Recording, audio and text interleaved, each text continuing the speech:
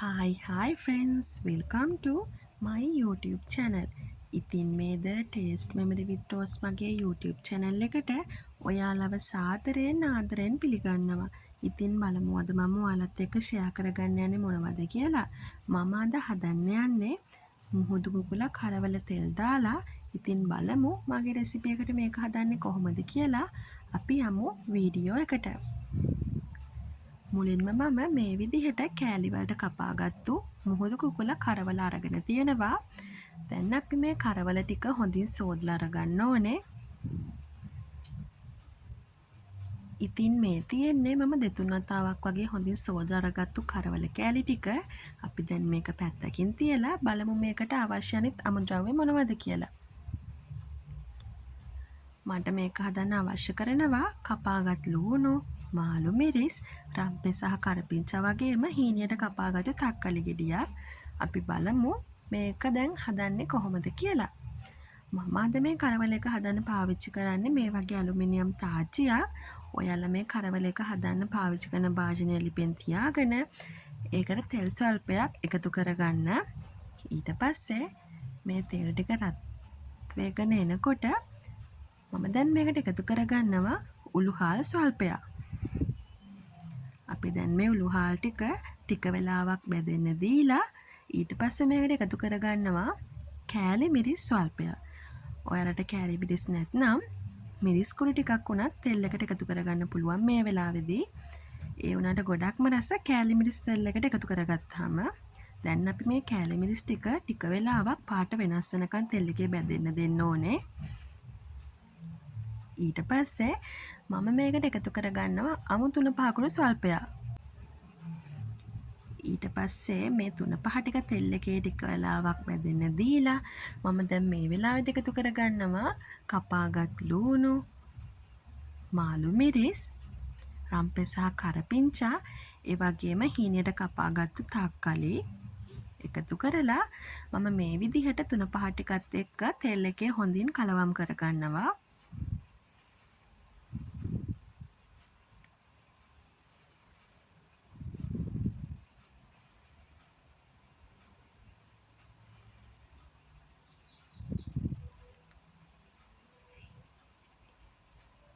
ඊට පස්සේ මම මේ වෙලාවේදී කහ කුඩු ස්වල්පයක් එකතු කරගන්නවා.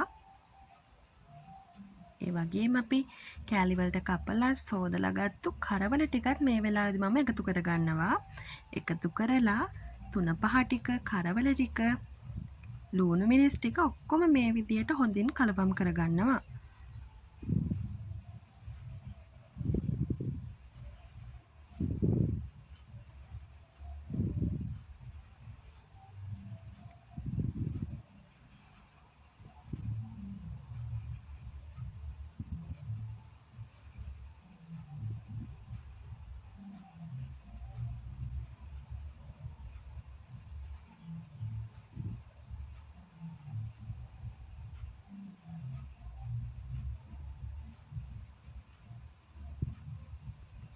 අපි දැන් මේ කරවල කෑලි ටිකට හොඳින් තුන පහ ටික අල්ලන්න මෙන්න මේ විදිහට හොඳින් කලවම් කරගන්නවා.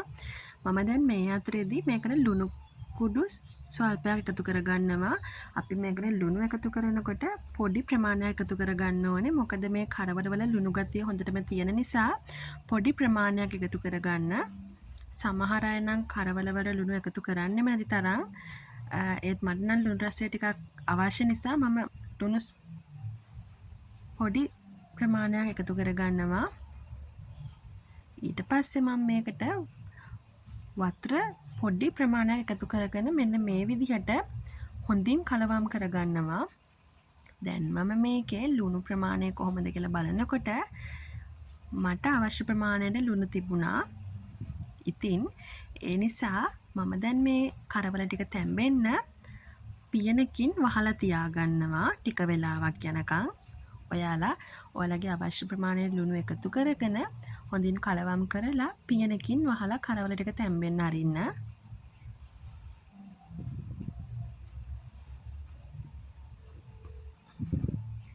මේ මම ආයෙමත් විනාඩි 5-6කට පස්සේ වගේ බලනකොට මේ කරවල ටික හොඳින් තැම්බිලා තිබුණා.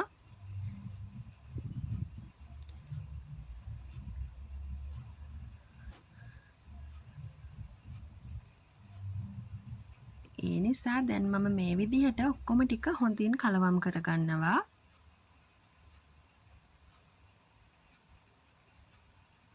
හරි. ඉතින් ඔයාලට පේනව නේද?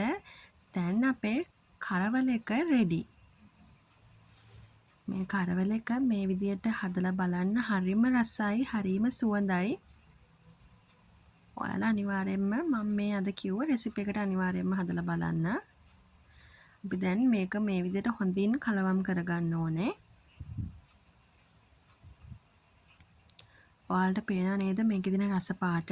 මේක හරිම රසයි, ඒ වගේම සැරත් නෑ. ඔන්න සැර කන්න කැමති නැති කෙනෙකුට මේ විදිහට හදලා කැමට ගන්න පුළුවන්.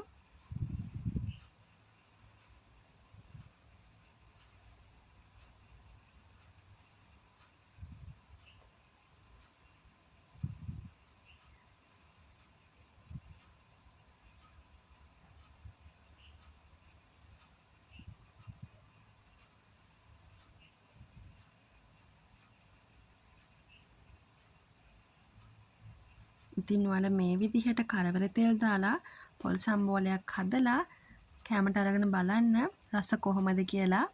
කරවල තෙල් දාලා පොල් සම්බෝලත් එක්ක හරිම රසයි. ඒ මෙනු එකට නම් ගොඩක් අය කැමතියිනේ. ඔයාලත් මේ විදිහට කරවල තෙල් දාලා පොල් සම්බෝලයක් එක්ක කැමට අරගෙන බලන්න හරිම රසයි.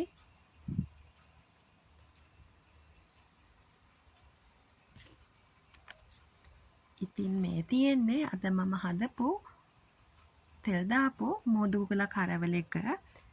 ඔයාලත් මගේ මේ රෙසිපි එක අනිවාර්යෙන්ම try කරලා බලන්න. ඉතින් ඔයාලා මේ වගේ රෙසිපි බලන්න කැමති නම් මගේ channel එක subscribe කරන්න. ඒ වගේම share කරන්න. like කරලා comment කරන්න. ඔයාලා මගේ වීඩියෝ එක ඉවර වෙනකන් බලුවට ගොඩාක් ස්තුතියි.